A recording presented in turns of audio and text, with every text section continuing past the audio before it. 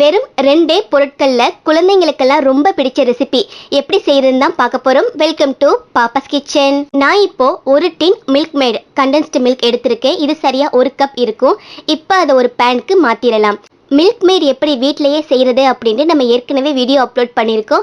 So அதை try பண்ணி நீங்கள் வீட்டிலேயே செஞ்சுக்கலாம். அல்லது 3 கப் பால் 1 கப் சுகர் சேர்த்து நல்லா காய்ச்சி வத்த வச்சு 1 கப் வர வரைக்கும் வெயிட் பண்ணி அதை கூட நீங்கள் மில்க் மேடுக்கு பதிலாக சேர்க்கலாம்.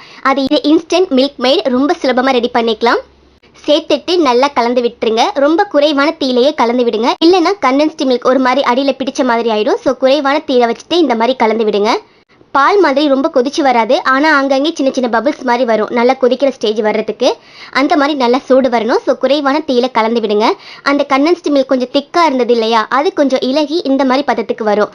ஸோ அது வரைக்கும் நல்லா இந்த மாதிரி கலந்து விட்டுட்டே இருங்க கைவிடாமல்.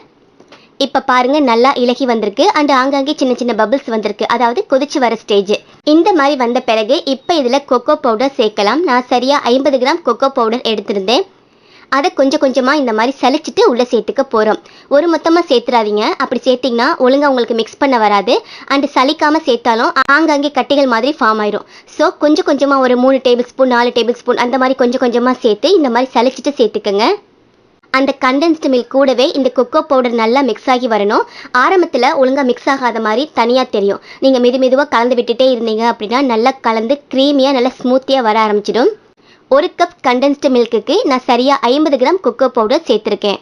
இந்த அளவுக்கு நல்லா கலந்து விட்ட பிறகு இதை நீங்கள் இப்படியே கண்டினியூ பண்ணலாம். அல்லது இதை விட நல்லா ஸ்மூத்தாக சில்கியாக நம்ம டைரி மில்க் சில்கெல்லாம் கிடைக்கும்ல, ஸோ அந்த மாதிரி உங்களுக்கு வேணும் அப்படின்னா 1 டேபிள் ஸ்பூன் அளவுக்கு பட்டர் வெண்ணெய் சேர்த்துக்கோங்க. இது ஃபுல்லாகவே ஆப்ஷனல் தான், இது சேர்க்காமலும் நீங்கள் செய்யலாம். சேர்த்துட்டு நல்லா கலந்து விட்டுருங்க. அந்த கண்டென்ஸ்டு மில்க் கொக்கோ பவுடர் வெண்ணெய் எல்லாம் கலந்து உங்களுக்கு ஒரு ஸ்மூத்தான பக்குவத்துக்கு வரும். இந்த மாதிரி அடுப்பு ஆரம்பத்துலேருந்து இப்போ வரைக்குமே ரொம்ப குறைவான தீயிலேயே வச்சுக்கோங்க. இந்த மாதிரி பதம் வந்த பிறகு ஸ்டவ் ஆஃப் பண்ணிவிட்டு தனியாக எடுத்துடுங்க. பாருங்கள் இப்போ இந்த மாதிரி பதத்தில் இருக்குது. இது மெதுவாக கொஞ்சம் கொஞ்சமாக ஆறி வரும்போது மெதுவாக இன்னும் கொஞ்சம் நல்லா டைட்டாக இறுக்கி வந்துட்டே இருக்கும். இப்போ இதை வேறு ஒரு குட்டி பவுலுக்கு மாற்றிடலாம். இதை நீங்கள் 3 விதமாக செய்யலாம். சாக்லேட் மோல்டு இருந்தது அப்படின்னா அதில் சேர்த்துட்டு நல்லா செட் ஆன பிறகு சர்வ் பண்ணலாம். நம்ம ஏற்கனவே சாக்லேட் மோல்டு பயன்படுத்தி செஞ்சு காட்டியிருக்கோம். உங்கள் வீட்டில் சாக்லேட் மோல்டு இல்லை அப்படின்னா நார்மலாக ஒரு பாத்திரத்தில் பட்டர் பேப்பர் வச்சுட்டு இதை உள்ளே சேர்த்து நல்லா செட் ஆன பிறகு கட் பண்ணியும் நீங்கள் சர்வ் பண்ணலாம். அதுவும் ரொம்ப சூப்பராக இருக்கும். அல்லது இதை அப்படியே குட்டி குட்டி பால்ஸாக உருட்டிட்டு சாக்லேட் பால்ஸ் மாதிரி கூட நீங்கள் சாப்பிட்லாம். டைரி மில்கில் கூட இந்த மாதிரி குட்டி குட்டி மினி பால்ஸ் எல்லாம் இருக்குல்ல, ஸோ அந்த மாதிரி கூட நீங்கள் சர்வ் பண்ணலாம். நம்ம இன்னைக்கு அப்படியே பார்த்துடலாம். கைகளில் நெய் அல்லது வெண்ணெய் கொஞ்சம் தடவிட்டு இந்த கொஞ்சமாக சாக்லேட் எடுத்து இந்த மாதிரி லேசாக உருட்டி எடுத்துடலாம். உங்களுக்கு சாக்லேட் பால்ஸ் எவ்வளோ சைஸில் வேணுமோ, ரொம்ப குட்டியாக வேணுமா இல்லை இந்த மாதிரி வேணுமோ அதுக்கு தகுந்த மாதிரி குட்டி குட்டி பால்ஸாக உருட்டி எடுத்துருங்க.